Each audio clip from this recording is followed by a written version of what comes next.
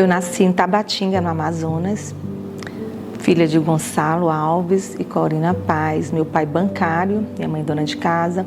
Meu pai viajava muito durante esse período, morou em vários estados. Então, aos 6 anos de idade, a gente veio para o Maranhão. Meu pai foi morar em Pedreiras, mais ou menos 300 quilômetros aqui da capital de São Luís. E nesse período, meus avós moravam próximo de Dom Pedro, no município de Dom Pedro, que é a Lagoa Nova. E meu pai, nessa época, pegou uma paixão pela pecuária também e comprou fazenda, criava gado. E todo final de semana a gente ia para o interior, ia para a Lagoa Nova. E lá a gente passava o final de semana, eu brincava, andava a cavalo, corria, subia em árvore, comia caju, assava castanha de caju para quebrar também. Minha avó fazia queijos, queijo coalho, queijo manteiga, uma delícia, vários doces. Então eu cresci assim, brincando muito com as crianças daquela região. Uma coisa que eu lembro muito, que minha mãe lutava comigo, é que todo final de semana eu ia para a fazenda, pegava piolho, sempre tive cabelo comprido na cintura. E aí, quando chegava na semana, era passando escabim, pente fino. Aí, quando chegava no final de semana, eu ia para a fazenda, começava a brincar, rolar na areia, correr com as amigas, vinha cheia de piolho novamente. Sou a terceira de 3 irmãos, né? Nós somos 2 casais, 2 homens e 2 mulheres. Sempre fui assim, a mais comunicativa, uma criança muito alegre, muito peralta. Minha mãe falava que onde Karina estava, a casa estava cheia, sempre trazia amigas para fazer grupo de estudo, aniversário, era sempre a casa cheia.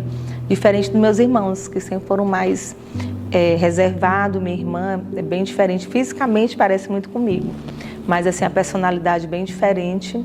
E já o doutor Alexandre, que é o terceiro, ele já parece mais um pouco com a minha personalidade. Também já é mais comunicativo, de mais amizades. Outro fato assim, isolado que eu lembro bem da minha infância é que a gente estudava num colégio em Pedreiras e minha irmã caçula estava no jardim da infância e minha mãe pediu para a gente buscá-la, né, na sala de aula. Aí quando chegou lá, a professora estava puxando a orelha da minha irmã. Isso já virou uma confusão, meu irmão começou a puxar a orelha dela, aí eu disse, se fosse com você, fui para cima. Foi aquele tumulto. Então minha mãe, em vez de a gente buscar, minha irmã, que era a caçula, a menor, ela teve que buscar os 3 na escola. Foi uma situação isolada que eu me lembro bem até hoje. Outra coisa também que eu me lembro bem da minha infância, nessa cidade que eu morava, em Pedreiras, é que lá tem um rio Mearim. E esse rio, na época de enchente, enche bastante. Nós morávamos bem distante do rio, mas eu lembro que teve uma enchente que a água chegou até a nossa casa. E foi assim muito engraçado, porque meu pai sempre foi muito tranquilo. O mundo está se acabando e para ele está tudo bem. Aí eu me lembro que a água estava chegando, né? E de repente a água começou a subir na casa, chegou mais ou menos na altura quase do joelho da gente. E foi tão rápido, todos os ralos, o banheiro, nossa, veio aquela água de uma vez. E meu pai começou a observar ele deitado no sofá. Aí ele, Corina, a água está subindo. Quando de repente minha mãe desesperada, todo mundo correndo ali. Aí foi uma situação bem inusitada. Aí ele tinha um amigo que morava bem em frente, na rua na frente, que tinha um morro. Nesse dia a gente foi dormir todo mundo lá. Assim, foi uma situação que me marcou bastante.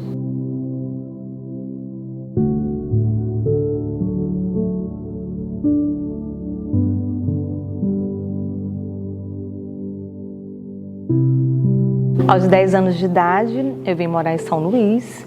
Naquela época, meu pai já estava morando em Bacabal, como eu falei, como ele era bancário, ele mudava muito de estado, depois ficou mudando de cidade, resolveu vir para o Maranhão. E morou em algumas cidades até vir se aposentar aqui em São Luís. E nesse primeiro momento veio meus 2 irmãos mais velhos. Eles vieram, eu acho que uns 4 anos depois eu vim estudar aqui em São Luís. Antigamente as pessoas botavam os filhos que moravam no interior para vir estudar em São Luís, porque tinha mais recursos, a escola era melhor, o aprendizado. E assim eu vim estudar no Santa Teresa, meus irmãos estudavam no Marista. Foi um período um pouco difícil, por quê? Na realidade, quem ficou sendo pai e mãe meus foi meus irmãos, né, mais velhos. E assim, o meu irmão, o segundo, o Alexandre, é muito ciumento.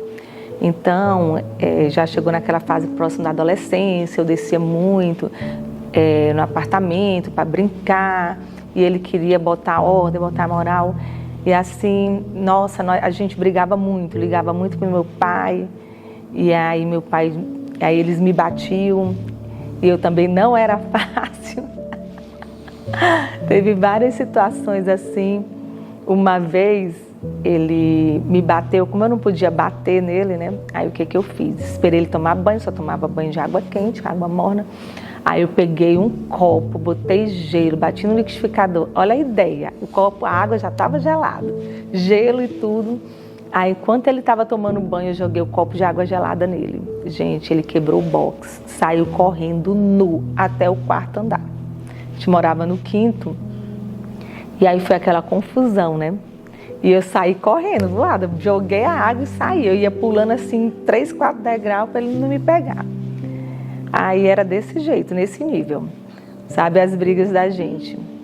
Mas a gente sempre foi muito unido, se ama muito até hoje. E assim, foi bom, foi válido. Ele tinha mesmo que pegar no pé, né, de uma criança ainda. E assim, esse primeiro momento foi basicamente dessa forma.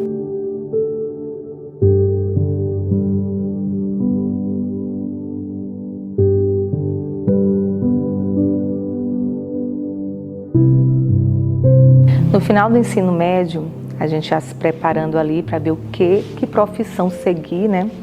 Aí eu pensava, sempre gostei muito da área de saúde, queria muito fazer medicina.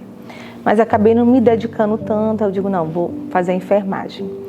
Porque o meu irmão é médico, ele foi estudar no exterior, na época meu pai também até pensou de me mandar, só que aí eu acabei desistindo. Casos de amizade, de namoro, dessas coisas, eu digo, não, resolvi ficar. Aí foi o período que eu passei para enfermagem, resolvi fazer enfermagem. Até então achava que realmente era a profissão certa para mim. Foram 15 anos dedicados à assistência, 17 anos à docência. Na enfermagem eu fiz vários cursos de pós-graduação, fiz saúde pública, fiz mestrado, iniciei o doutorado. E assim foi muito importante esse período na minha vida. E como o destino nos prega várias surpresas, né? E a vida da gente é muito dinâmica. E uma das coisas assim, durante a minha vivência profissional na enfermagem, que me marcou muito, é que a vida gosta de pregar peças, né? E assim, durante os meus estágios, eu sempre dizia que eram 2 áreas que eu nunca iria trabalhar na minha vida. Qual seria? Docência, eu digo, Deus me livre de ser professor. Outra área era saúde mental, que eu disse, não, isso aqui não dá para mim. Fiz o estágio, mas toda vez que eu ia embora, eu digo, nunca que eu vou trabalhar com saúde mental. E engraçado que foram as 2 primeiras profissões, né, que me acolheram e surgiu a oportunidade de trabalhar justamente como professora e na saúde mental. E quando a gente é acadêmico, a gente já fica imaginando, né? Meu Deus, amanhã eu vou estar formado, será que eu vou conseguir um emprego? Eu tinha muito pavor de ficar desempregada, ficar anos, porque eu via colegas que tinham se formado na minha frente, outros colegas, né? Não que eram da minha sala, anteriores e tudo, e que eu via que já estava há um tempo, né? Desempregado, 6 meses, 1 ano, 2 anos no mercado, sem conseguir emprego. E assim, eu sempre fui uma pessoa que eu adoro desafios. Então, se você acha que eu sou capaz, quem sou eu para dizer que eu sou incapaz? Então eu disse, vou aceitar esse desafio. E o meu primeiro emprego foi na saúde mental, onde eu fiquei 5 anos dedicados a essa área e gostei muito. É uma área assim que você é muito carente, você se apega muito às pessoas, aos familiares. Ele tem assim um enfermeiro como assim um Deus, um médico, entendeu? Eu já não digo mais nem enfermeiro, porque ali ele é amigo, ele é psicólogo, ele é enfermeiro, ele é terapeuta ocupacional, ele é amigo da família. Então, assim, foi muito bom essa vivência, essa comunicação, né, com a família, com os familiares, porque não só na parte do curar, mas também nas relações humanas. E isso me deu uma bagagem muito grande para chegar até aqui. E a docência também, a troca de conhecimento com os nossos alunos, foi uma vivência assim, incrível. Até hoje eu saio na rua, tem muitos alunos, professora e tudo. Eu dei aula em várias faculdades aqui em São Luís, particulares, dei no Seu, dei na Facano, Flores, dei na Estadual do Maranhão. Então, imagina que eu tenho muitos alunos até hoje.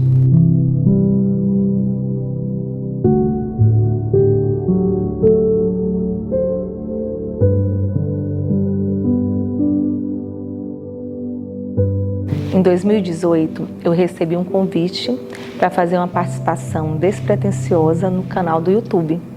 E eu prontamente resolvi aceitar esse desafio. Fizemos então algumas vezes e cada vez que a gente ia gravar, eu ia gostando mais, me identificando, e o programa ficou tão legal que a pessoa que me convidou começou a colocar na TV. E foi crescendo, foi tendo mais visibilidade.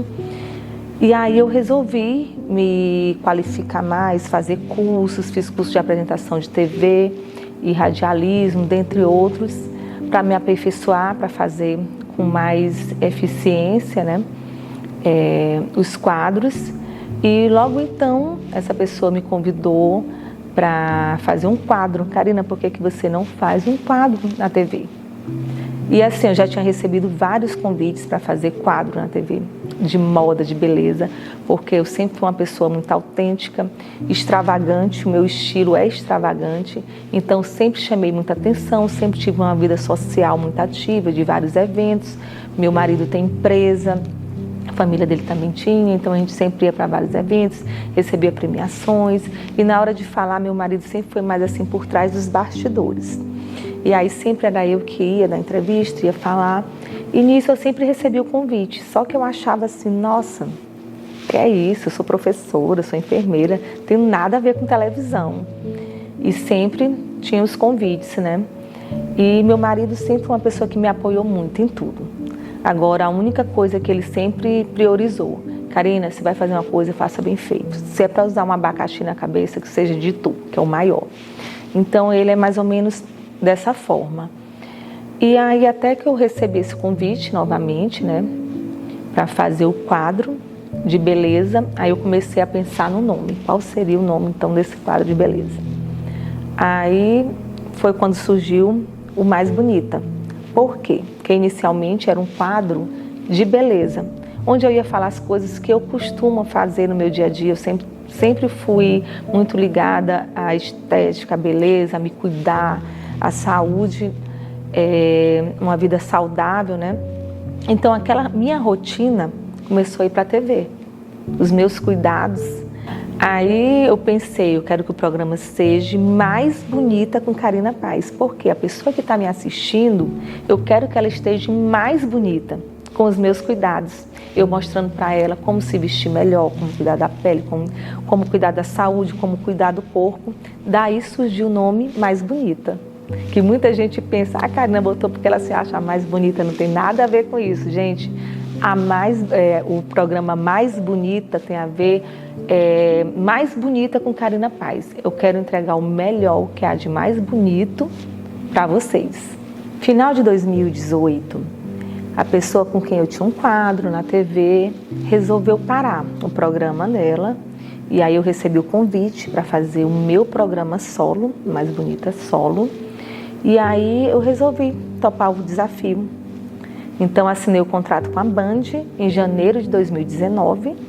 Estava super feliz, super motivada a fazer tudo novo, diferente, o programa com minha cara, o programa meu, né? E aí o destino mais uma vez me prega umas peças, né? O que acontece? 2 meses depois vem a pandemia. E logo depois, isso em março, veio o lockdown a TV parou 5 meses sem gravar. Foi aquele caos. Ninguém tinha ideia de como as coisas iam ficar, nem quando ia se retornar as gravações, né?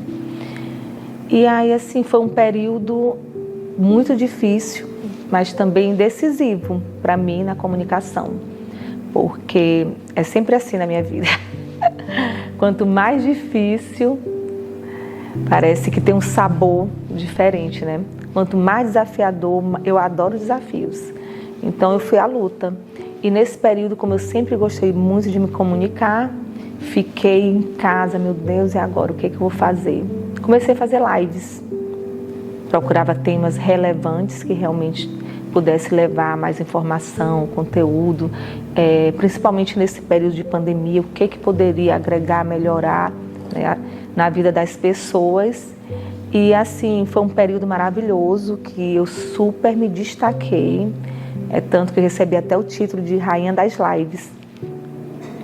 E logo depois, né, quando começou as gravações, eu já tinha mais visibilidade, mais pessoas. Eu comecei a fazer lives com amigas minhas que me descobriu na televisão e no Instagram, de Macapá, de outros estados, pessoas coach e tal, que queriam falar um pouco desse período difícil, psicólogo, eram várias pessoas que entravam em contato comigo.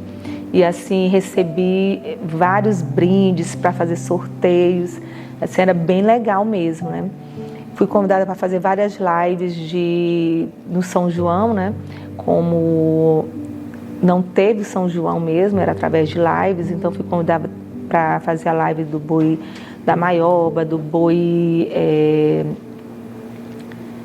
que é de Ribamar, esqueci o nome, vários outros, né? Então fiz do aniversário de São Luís, fiz a live de Roberto Risse. Então assim, foram inúmeras as participações, gostei demais, tive muita visibilidade. Então assim, eu me destaquei no período mais crítico, que era para eu ter desistido. Eu me reinventei e realmente foi muito mais sucesso.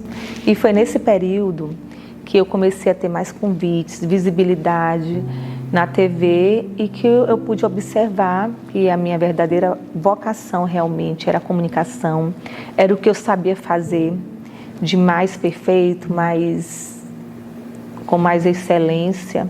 Essa troca de informações, de conhecimento com o meu público, com os meus telespectadores, com os meus seguidores. Então, eu realmente mergulhei no mar da comunicação. E hoje temos um programa sólido de credibilidade, com vários parceiros, onde várias empresas nos procuram para administrar a sua imagem e os seus serviços. E gostam muito do nosso trabalho. Apesar de ter várias empresas há mais tempo no mercado, mas nós temos um diferencial. O nosso programa ele é único, com exclusividade e não segue padrões, nenhum perfil. E também estamos presentes nas redes sociais e em outras plataformas digitais, como Instagram, Twitter, LinkedIn, YouTube, dentre outros. E para nos acessar, é só buscar Mais Bonita TV.